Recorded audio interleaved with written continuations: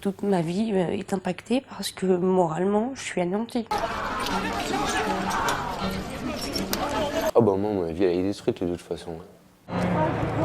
C'est un cauchemar qui est une réalité en fait. Arrêtez, arrêtez, arrêtez, arrêtez! Vous savez, je sais pas si ça vous est déjà arrivé de perdre les dents. Là, c'était pareil. Perdez les dents, sauf que je me suis pas réveillé. Il se penche et récupère. J'ai très cru, mais c'est bien fait pour sa gueule.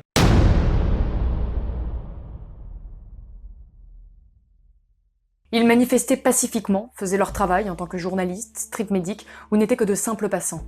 Un point commun, ils se trouvaient dans une manifestation de gilets jaunes ou à proximité. En une fraction de seconde, leur vie a été brisée.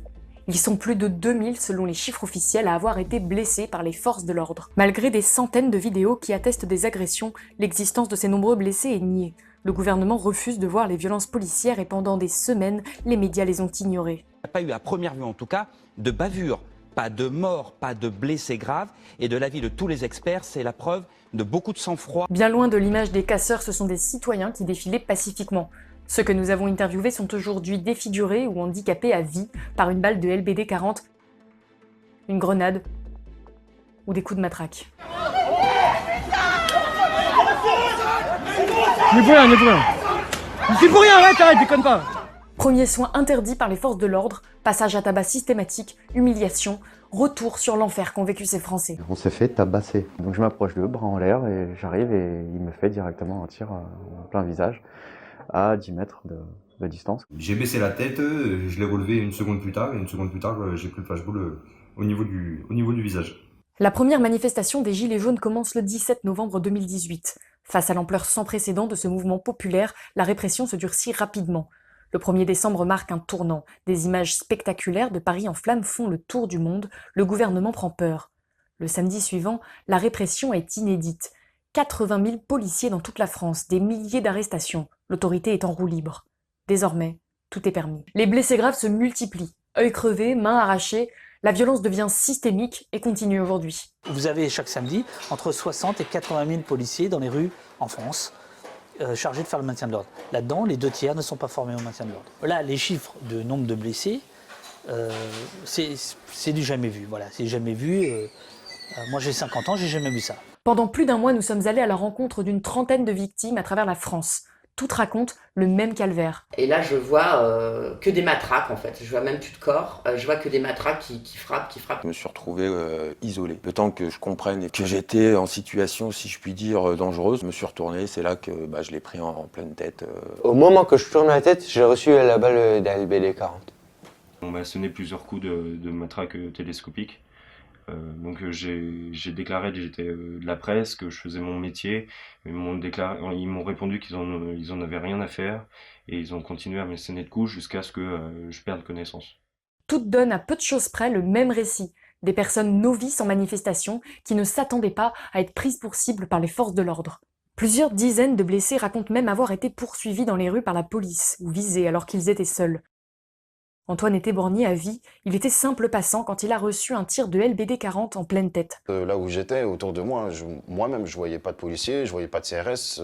C'est pour ça que d'ailleurs, je me sentais encore moins en danger, quoi. Complètement pacifiste, c'était ma première manif. C'était ma première manifestation. D'un coup, je me suis tournée vers eux, j'ai vu un canon qui me visait, et là, j'ai été sidérée, quoi. Mais pourquoi moi? Pourquoi on me vise? J'ai pas compris. D'ailleurs, j'étais peut-être à 5-6 mètres d'eux. Je me dis, je vois des mecs qui visent, mais jamais je m'imagine que c'est pour moi, quoi. Sur le moment, j'ai une grosse douleur, je pleure beaucoup tellement que j'ai mal. Je m'accroche au mur, parce que je ne tiens plus debout, mais je ne me réponds plus. Quand j'étais à l'abri, j'ai vomi. J'ai vomi beaucoup de sang, quand même. Le calvaire ne s'arrête pas là pour les blessés. Plus de la moitié des victimes que nous avons interrogées racontent être restées plusieurs heures en attente de soins. L'accès aux ambulances est bloqué par la police. C'est ce qu'a vécu Jérôme. Il a dû traverser Paris à pied pendant 3 heures alors qu'il avait un œil crevé. On m'a fait rentrer dans le camion de pompiers, on m'a donné une compresse de désinfectant et on m'a dit malheureusement on ne peut pas s'occuper de vous. On a des ordres, on est mobilisés, donc il faudrait vous rendre peut-être éventuellement au bout de la rue. On a peut-être des collègues qui vont peut-être éventuellement pouvoir s'occuper de vous. Et puis ils m'ont souhaité bon courage pour la suite. 1h30, j'ai attendu le SAMU. On attend 40 minutes les pompiers sur le bitume. Je suis resté 2 heures assis sur un lit à attendre qu'ils me soignent et je m'épongeais comme je pouvais, sauf qu'ils m'ont rien fait du tout, quoi. Donc j'ai appelé un copain qui avait ma voiture et on est parti dans l'Oise, à 1h30 de Paris quand même. Et il y avait des policiers en civil avec un brassard orange. Et là, ils m'ont dit, bien fait pour ta gueule, salope. Et à mon mari, petit PD, connard. Alors qu'on était en train de monter dans le camion des pompiers. La plupart se font opérer dans la foulée, souvent plusieurs fois en quelques jours. Beaucoup y perdront un œil, mais ils ne le savent pas encore. Le traumatisme est profond. Tous les matins, je me levais, il y avait l'ophtalmo qui me regardait l'œil et qui me disait « Tu vois quelque chose là ?» Je disais « Non », il me dit « Bon, okay, c'est mal barré, quoi. » J'ai vu mon visage au bout de 2-3 jours dans le miroir et c'était violent, ça a été un choc. On ne se reconnaît pas.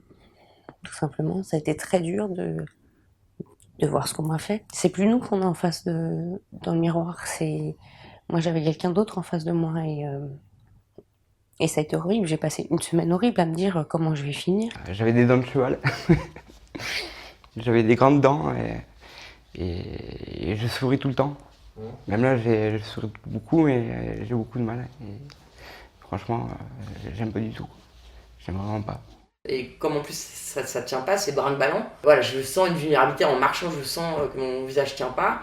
Et j'ai peur qu'on me refrappe en fait. Il me reste des grosses douleurs et là en plus de ça, maintenant c'est que j'ai toujours les acouphènes, j'ai toujours les vertiges et puis le gros problème qu'il y a c'est qu'en plus j'ai des angoisses.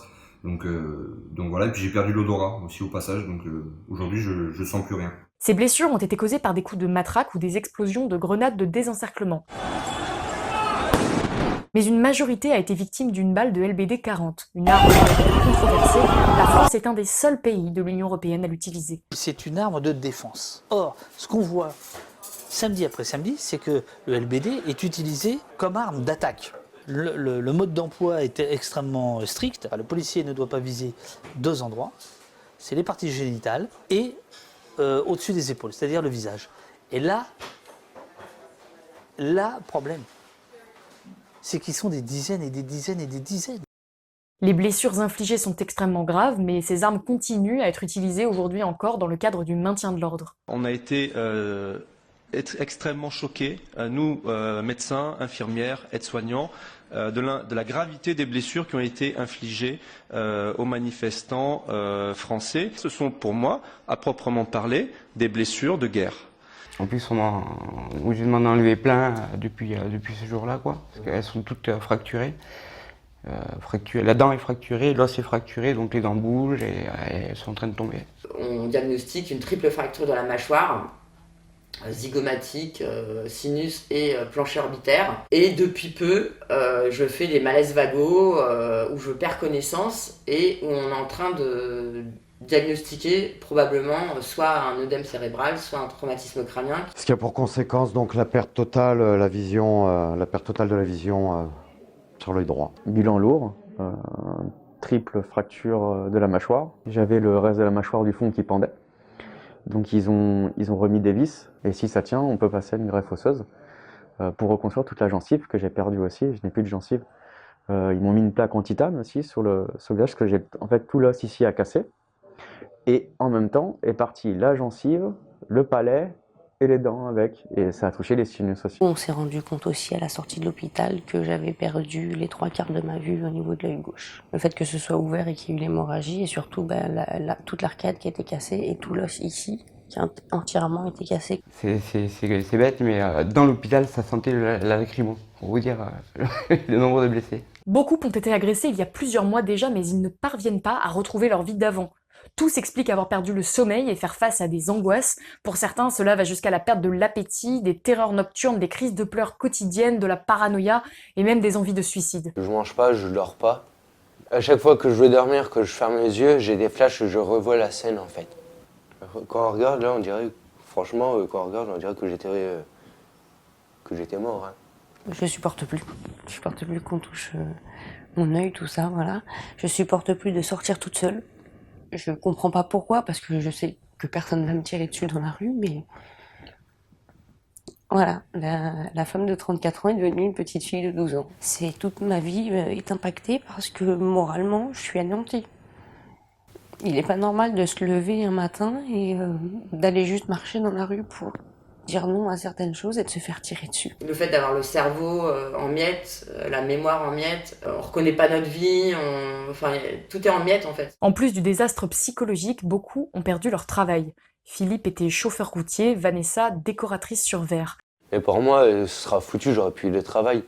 Parce que quel patron voudra d'un employé avec un œil en moins? Là, je suis en arrêt maladie, je devais signer un contrat.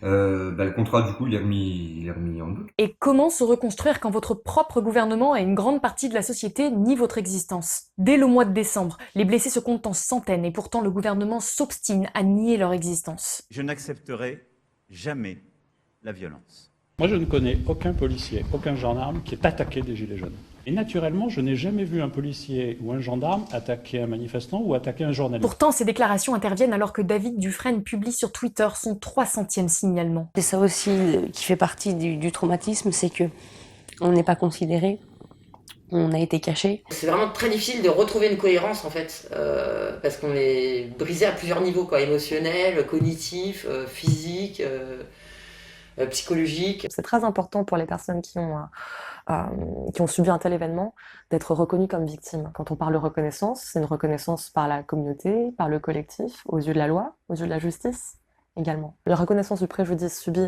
et de l'impact traumatique, lorsqu'elle a lieu, elle peut être un facteur soutenant de la guérison de la personne. Lorsque cette reconnaissance n'existe pas, ça peut être un facteur aggravant et qui vient majorer parfois les symptômes. On n'a même pas les moyens d'aller chez un psychologue parce que ce n'est pas remboursé. Le problème, c'est que je peux pas en vouloir à tous les policiers, mais je leur en veux beaucoup. Je leur en veux beaucoup, c'est plus fort que moi en fait. Là, dès que je vois un képi, j'ai envie d'aller lui montrer mon grand sourire, quoi. Ces derniers mois, les forces de l'ordre ont été mobilisées en permanence. Des policiers épuisés, sous-payés, qui doivent gérer une foule de plus en plus énervée en suivant les ordres des préfets. Face au manque d'effectifs, des policiers non formés au maintien de l'ordre sont envoyés en manifestation, en situation parfois de stress extrême, avec à la main des armes mutilantes. La situation ne peut que dégénérer. Vous avez dans le mouvement des Gilets jaunes une répression qui s'abat avec quantité de policiers qui ne sont pas formés au maintien de l'ordre, type la BAC, et qui agissent en manifestation comme ils agissent dans les quartiers, c'est-à-dire en mode cow-boy. Des CRS qui m'expliquent que la BAC est en guerre. Ils sont censés être là pour nous protéger, pas pour nous taper dessus. Il va y avoir une génération de traumatisés face à ça, c'est sûr. La question de l'utilisation du LBD 40 est remontée jusqu'au Parlement européen qui a condamné l'usage excessif de la force contre les manifestants pacifistes. Chacune de ces armes sont cataloguées matériel de guerre par le code pénal. La France, dans le maintien de l'ordre, utilise du matériel de guerre contre des civils. Amnesty International et la Ligue des droits de l'homme ont dénoncé à plusieurs reprises la violence exercée contre les Français. Les blessés ont commencé à investir les plateaux de télé, plusieurs marches ont été organisées pour dénoncer les violences.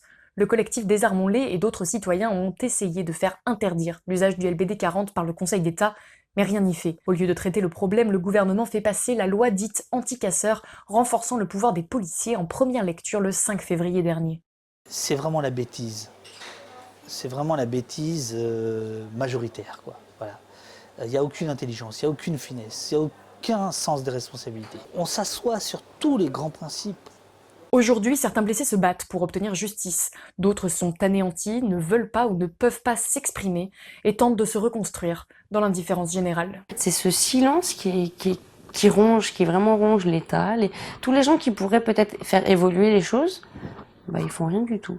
On veut une justice, c'est-à-dire on veut déjà être reconnu comme victime d'une agression injuste, parce que c'est ce qui est, d'une agression illégale pour la plupart, parce qu'on se fait tirer dans le visage, donc c'est pas légal. Après, des petites gens comme nous, on se fait casser les dents, on se fait crever un œil, mais ils le savent pas, ils s'en foutent. Le 8 décembre, j'ai vu où s'arrêtait ma liberté. Si cette vidéo vous a intéressé, n'hésitez surtout pas à la partager. Nous avons également mis le lien des différentes cagnottes des blessés qui apparaissent dans cette vidéo. N'hésitez pas à liker notre page Facebook Le Vent se lève, notre chaîne YouTube, notre Twitter. Et puis moi je vous dis à bientôt.